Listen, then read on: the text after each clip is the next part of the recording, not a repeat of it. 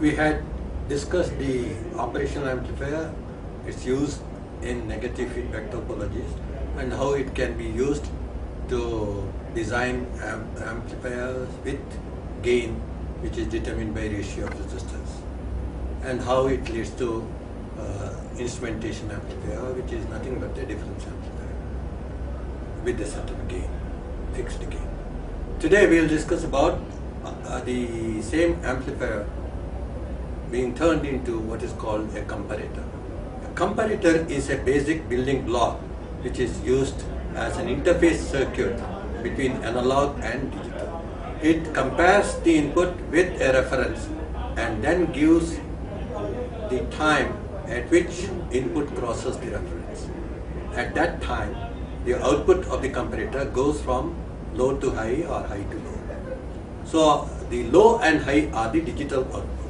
Right? Low indicates 0, high indicates 1. And therefore, it is one of the most useful interface components of analog to digital world.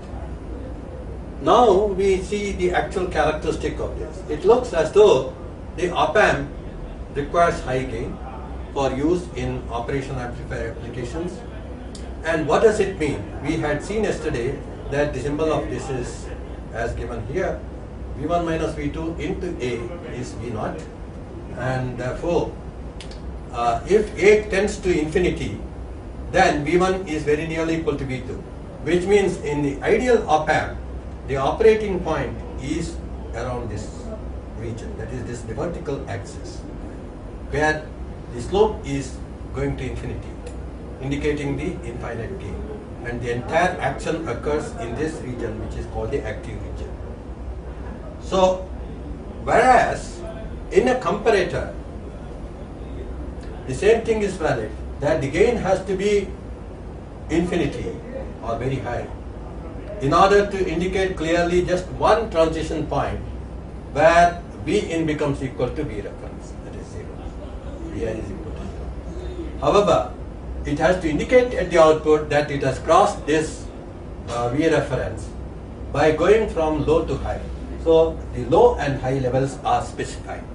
This low one is the 0, in this case negative saturation, and high one is the positive saturation, which is 1.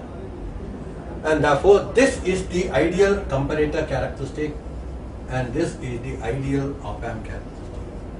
However, in design we are limited by the fact that this particular op-amp also goes to saturation at some point of time or other, depending upon the supply voltage. So the saturation states exist for the comparator. But the saturation states are the stable states where the comparator ultimately remains, whereas op-amp remains in the active region, which corresponds to only one point, that is Vi equal to 0. And Vi is equal to 0 is the transition point for the comparator. It is going from low to high or high to low. So that is the distinct difference. And the design of operational amplifier is definitely different from the design of a comparator.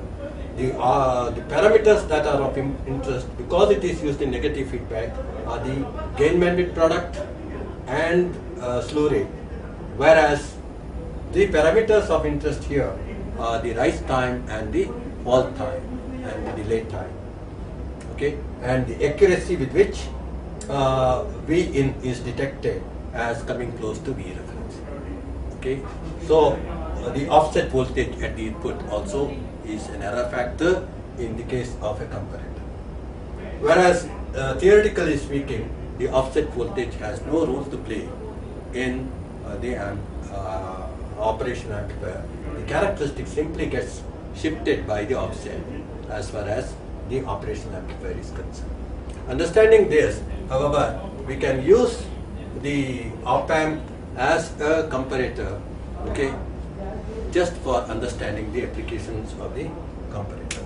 Here we have a negative feedback circuit that we have used yesterday, where output is part of the output is fed back to the input, and what is fed back is beta factor, R1 by R1 plus R2 using the integrator. With the resultant effect, we saw that yesterday V naught becomes equal to Vi into A by 1 plus A beta, which means actually as A beta is made very large, the gain becomes independent of the active device parameter A. So it becomes an amplifier with gain equal to 1 over beta. However, when we interchange this plus and minus terminal, okay, this becomes a positive feedback circuit. What happens to our expression? It becomes minus A divided by 1 minus A because of the change in sign. So the moment this happens, I have the actual gain of the amplifier after feedback becoming higher than the gain without feedback. That means it goes from minus A to a higher value, which is minus A divided by 1 minus A beta. If you represent it in terms of pictorial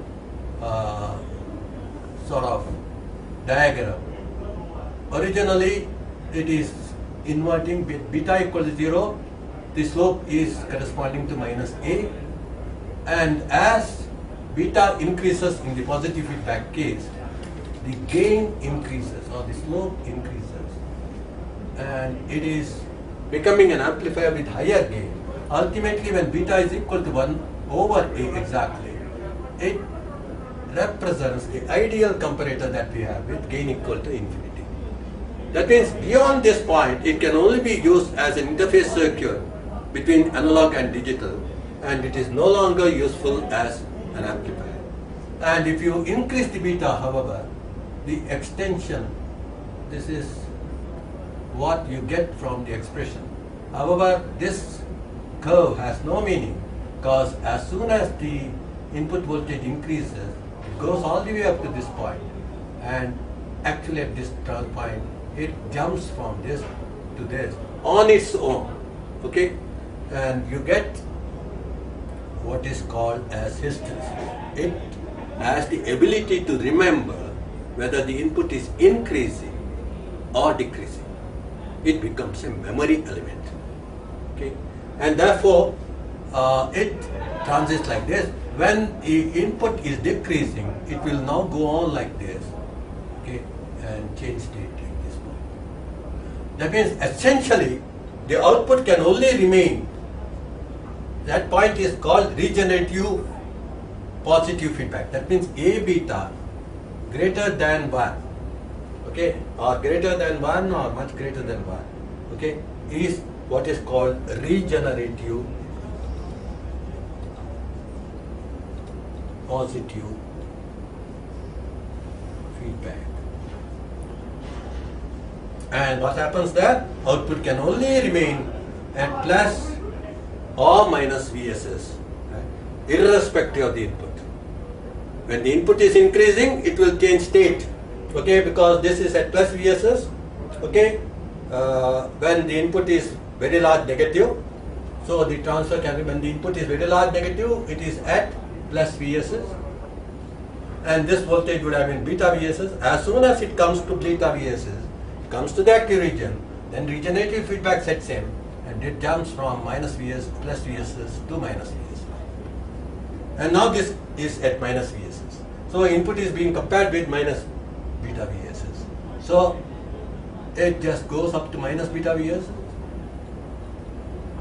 This was plus beta VSS, and it changes state from minus beta VSS, minus VSS to plus beta VSS at minus beta VSS. So this is what is called hysteresis loop. This is an important concept in control systems, that if you introduce in a feedback loop a device having hysteresis, then what it does is it makes the control system what is called on-off control system. For example, your fridge, air conditioners, etc. are made, okay, on-off control systems by using a bimetallic strip which is having hysteresis, okay.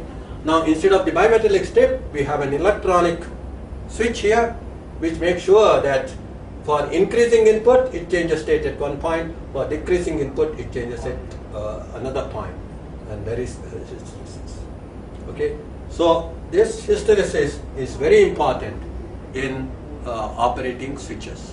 Okay, any device, active device, which is to be made to act as a switch should always have this as the trigger stage. So we have seen this particular Smith trigger now, whose output state can only be either at plus VSS or minus VSS because of the regenerative positive feedback being used for a particular application, which is called Astable multivibrator.